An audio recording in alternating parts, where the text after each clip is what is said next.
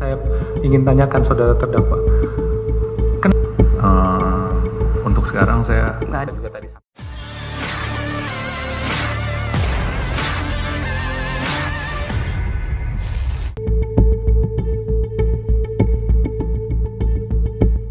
Nama Harvey Moise terdakwa dalam kasus korupsi tata niaga komoditas timah kembali diperbincangkan.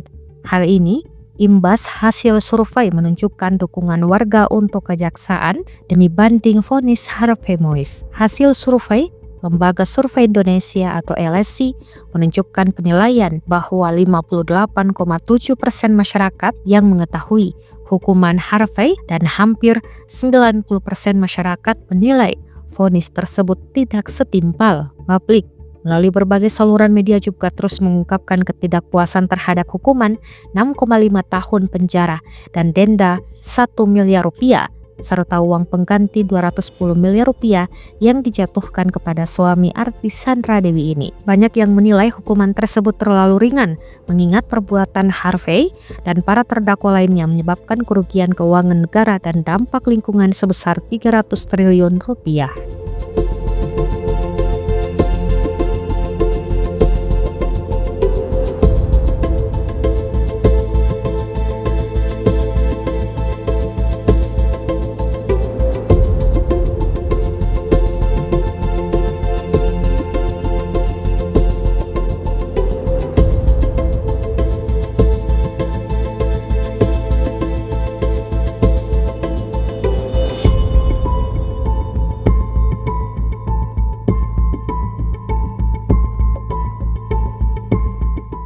Download Tribun X sekarang, menghadirkan lokal menjadi Indonesia.